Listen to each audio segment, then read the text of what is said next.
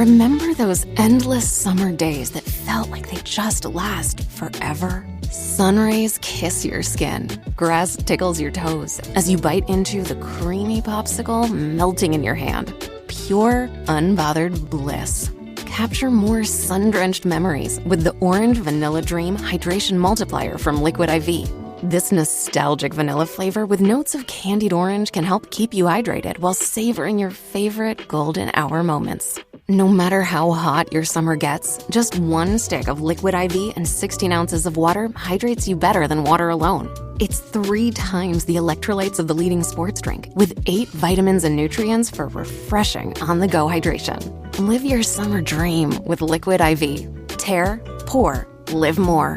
Go to liquidiv.com and get 20% off your first order with code INDULGE20 at checkout. That's code INDULGE20 at liquidiv.com.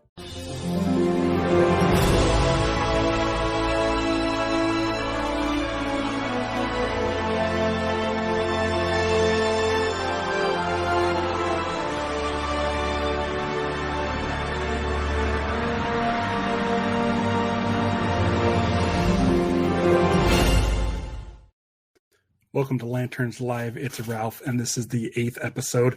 It's probably going to be a short one, and it's not going to be, I'm not going to have anybody with me, so it's just a solo show for me. And today we're going to be talking about some stuff surrounding Ryan Reynolds and Green Lantern and Deadpool and all kinds of stuff. Thank you for joining me. Thank you, everybody who's been watching the videos on the channel. We've been getting a pretty good amount of viewership, and I'm very, very excited about that. Could use more subscriptions, so if you feel so inclined, do some subscriptions, subscribe to the channel. I'd appreciate it. Also, click the bell icon, because I'm letting you know right now that next week on Wednesday I will not be here. I'm doing something for my work, but I do plan on having a show next week, because in my hand should be the Guy Gardner Superpowers action figure, and Lucha Johnny and Chris Plastic are both planning on joining me for that unboxing episode sometime next week. I don't know when, so be sure to follow me on Instagram and Blue Sky and right here at Lanterns Live, and hit the bell icon so you'll be notified when that's going to happen. But sometime next week, I'm assuming next week, if I could get Guy Gardner in my hands, I'll make that happen. Speaking of superpowers, I mentioned this statue that my wife got me about a year ago. It's the Kyle Rayner quarter scale statue from XM. And I was trying to explain to Mark on last week's episode how big it was. And so for scale, next to it, I've added this Kilowog, the Superpowers Kilowog, which is the biggest Superpowers Green Lantern figure we have. And he's standing right next to it, so you can see that the scale of that that Kyle Rayner is pretty big. I'm going to try to figure out a way to do a review on the statue, because it's really, really, really awesome. And Kyle Rayner is my favorite Green Lantern, and yeah, that is how big it is. It's huge. Speaking of toys, so this is what I've done. You probably noticed this, but I changed the logo for the show. I wasn't super happy with the Kilowog logo. It looked really cartoony. Not that I need the show to be super serious, but I'm like, you know what? Let's do Hal Jordan. So what I actually grabbed is, I don't know if you guys have one of these or not. It's the Kotobukiya Hal Jordan statue. Can you focus on that? And that's what I'm using. I always like this statue. I like that it's got the shiny green bits and the matte black bits. So that is the new logo, and I think that's going to stick around for a while unless something cooler comes along, or I decide to do something with this one and shoot that for the logo. But lettering is still the same. It'll always be the same.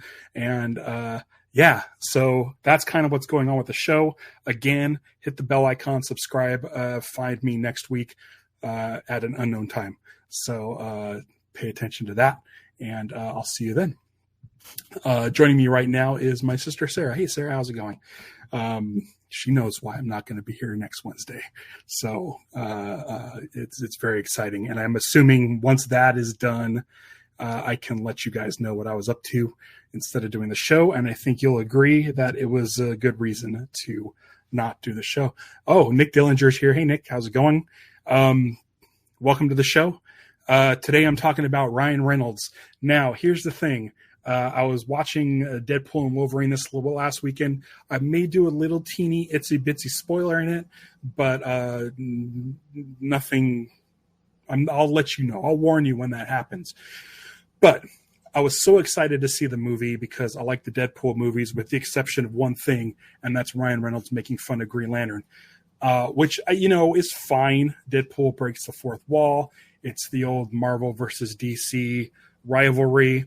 I understand why it's in there, but at the same time, I felt like him keeping that movie in the consciousness of the American people or the world, because they're global hits. I felt like it was a subject where Warner Brothers, since the movie came out, really wasn't doing much with the character. In fact, they were actively not using the character. Zack Snyder had a cameo with Jon Stewart, Green Lantern, in his cut, in the Zack Snyder cut of Justice League. It's a scene I would love to see, but Warner Brothers was like, no, you can't do Green Lantern. So he switched it to Martian Manhunter, which is really, really weak, because we already got a Martian Manhunter reveal earlier in the movie, and then it's fine. So really bummed about that. And I know just like Green Lantern's kind of off the table. And I feel like with Ryan Reynolds, he was sort of fanning those flames. I didn't much. They're fine jokes in the movie, but at the same time, I really wish that he would just kind of let it go. It's in the past. Stop bringing up Green Lantern. Let the fans have their proper Green Lantern. Not that the movie wasn't, it was a fine movie. Leading up to the movie, Ryan Reynolds was really on board with the character. If you saw him at Comic-Con, I was sitting in Hall H. I waited in line overnight. It was the first time and the only time I've really stayed overnight in line at Hall H, was to get into that Green Lantern panel. And a kid came up, asked Ryan Reynolds if he could recite the oath. Ryan Reynolds did by heart, gave the kid a Green Lantern ring that he was wearing, and it was an amazing moment. And you can see lately over on Instagram stories and TikTok and stuff, people have been posting sort of press stuff with Ryan Reynolds leading up to Green Lantern. And Green Lantern, for him, it seems like he really liked the character Hal Jordan. He may not have been as familiar with Hal Jordan as he was with Deadpool, but he did embrace it leading up to the film coming out. I have this Secret Origins version of the trade paperback or the hardcover of Green Lantern's Secret Origin by Jeff Johns. There's an alternate version with a black cover that if you watched last week's episode, you saw in Mark Vibert's background. It's black. It has Hal Jordan flying. There's a forward in that one by Ryan Reynolds that discusses him sort of getting into the role of Hal Jordan. And it was really nice because at the time, he's mainly known as a comedian and he does comedic roles. And I thought that could lend himself to Hal Jordan because Hal Jordan is a hotshot pilot. And ultimately it worked for me. I thought Ryan Reynolds was a really, really good Hal Jordan. And I don't think any issues with the movie have to do with Ryan Reynolds. Since the movie came out, Warner Brothers did come forward and say that any sort of problems with the production of Green Lantern was on their shoulders. Didn't help things, much. It was already too late. The word was out that people didn't like it. If you watch it again, which I watch it regularly, I think it's an okay movie. It's just a very pared down Cliff's Notes version of what Green Lantern could be. But I don't think the movie's awful. It's just not the full potential of what Green Lantern can be. And I think that if you look at the art of Green Lantern book, which let me see if I can reach it. This book here, you can find in the back that there's definitely things that aren't in the movie, like Tomar-Ray, Sinestro, Kilowog, fighting Parallax in Coast City. So Warner Brothers definitely chopped a whole chunk out. The runtime's only like an hour and 45 minutes, and it should have been, I would say, at least 20 more minutes of action. I think that Tomar-Ray, Kilowog, and Sinestro do help in the fight in Coast City. And if I remember correctly, this is, I don't know the exact thing, but Hal was supposed to, instead of guiding Parallax straight to the sun, he guides Parallax to the Guardians on Oa, where there's a big battle with Parallax and the Guardians. So the Guardians see the error of their way, ignoring Parallax and seeing the full power right on the doorstep of Oa. And then Hal Jordan remembers his training and goes to the sun of Oa, and then that all plays out how it should. And that's why Kilowog and Sinestro and Tomar-Ray are there. So here's the thing. Since the movie came out, Ryan Reynolds has sort of turned his back on it.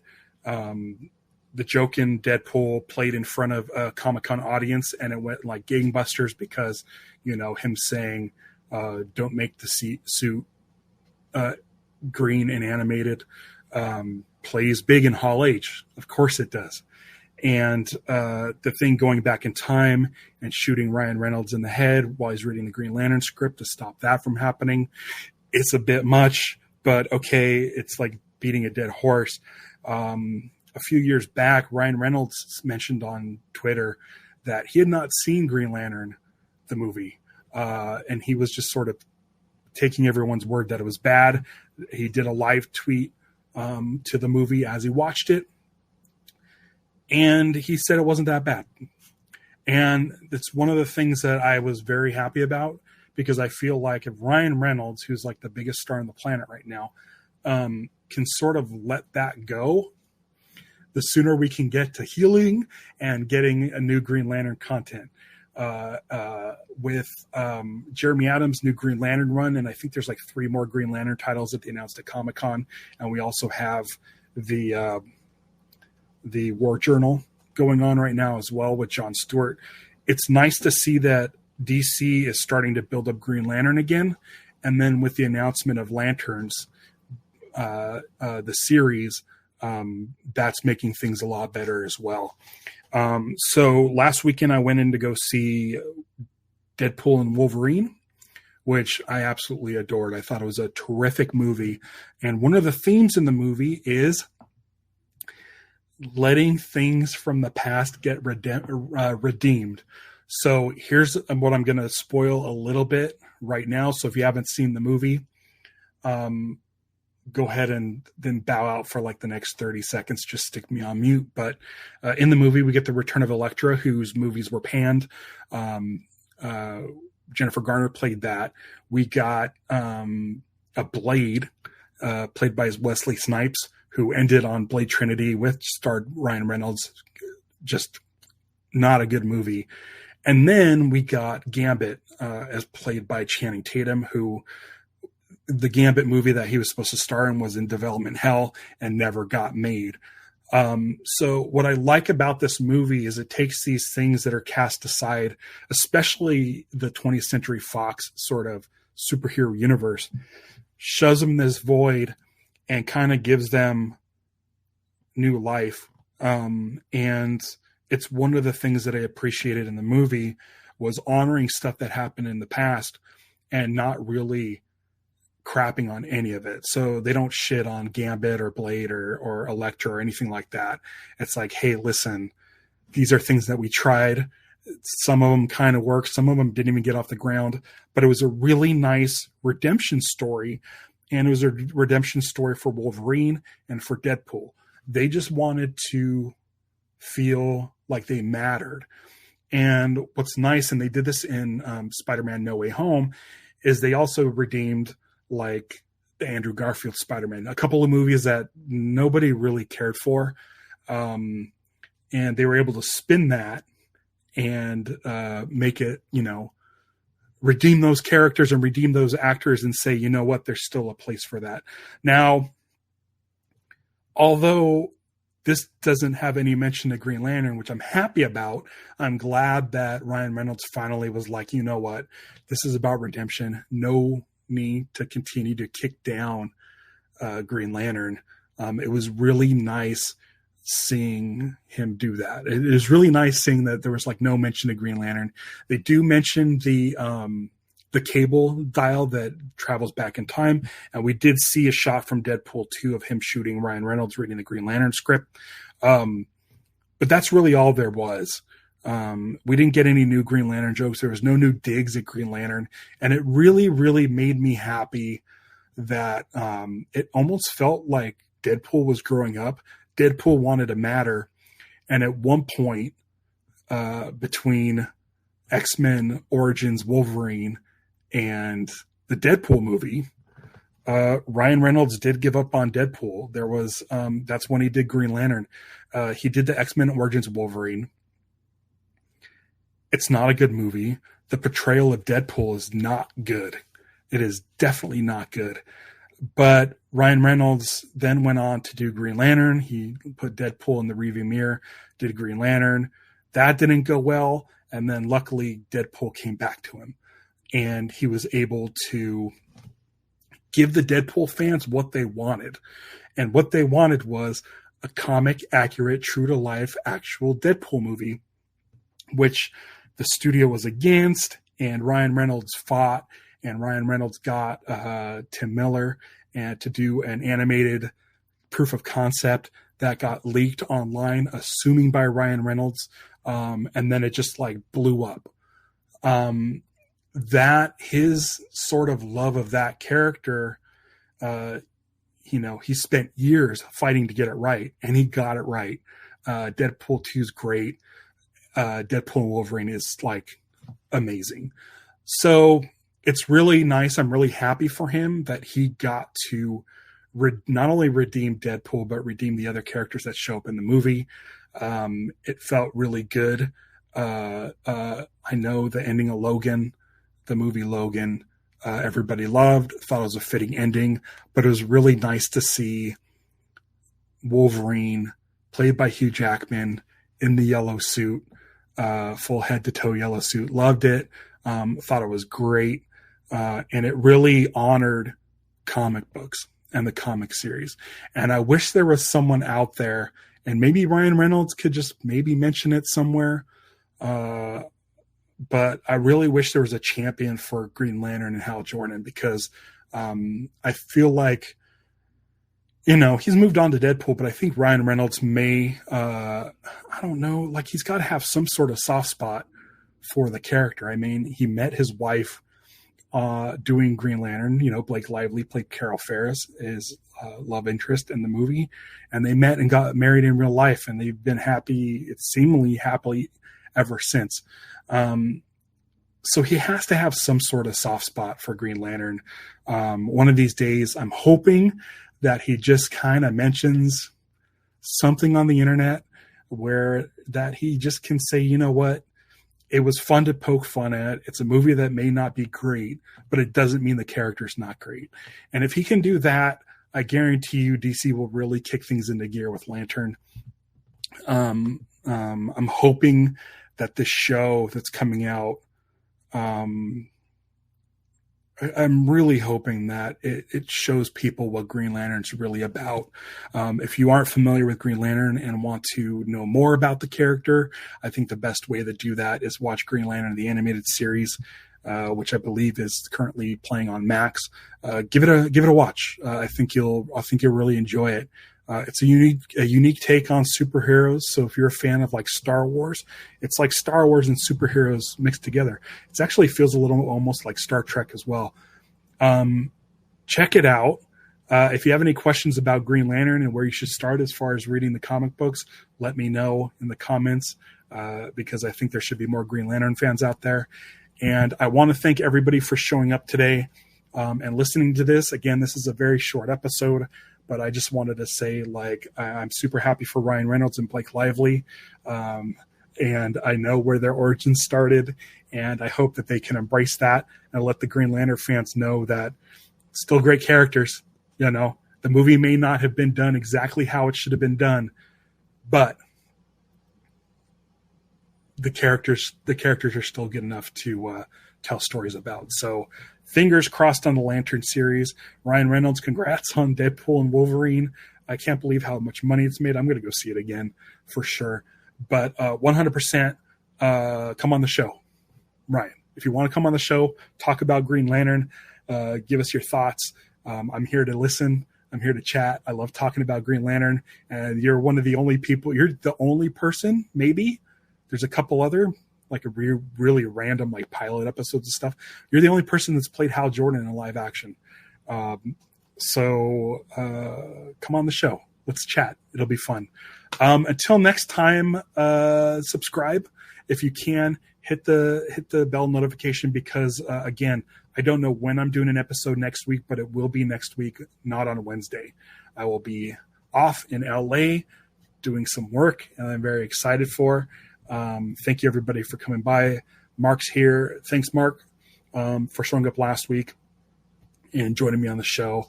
And then hopefully you're doing some more Green Lantern stuff. And then my sister Sarah, who mentioned the red power ring I'm wearing. It just matched my shirt. And also, like, I try to color code them according to episode. And so I want people to think I'm angry about Ryan Reynolds, but I'm not. So maybe I should put on a Blue Lantern ring for Ryan, because I have hope in the character and hope that he can let the internet know that Green Lantern's a good character. And, despite the jokes, they're just fun jabs, and to embrace the character and maybe give the movie another shot. It's only an hour and 45 minutes. It's not going to take up too much of your time. So anyway, thanks everybody. Have a good week. I'll see you sometime next week. And until next time, beware my podcast. It's Lanterns Live. Bye.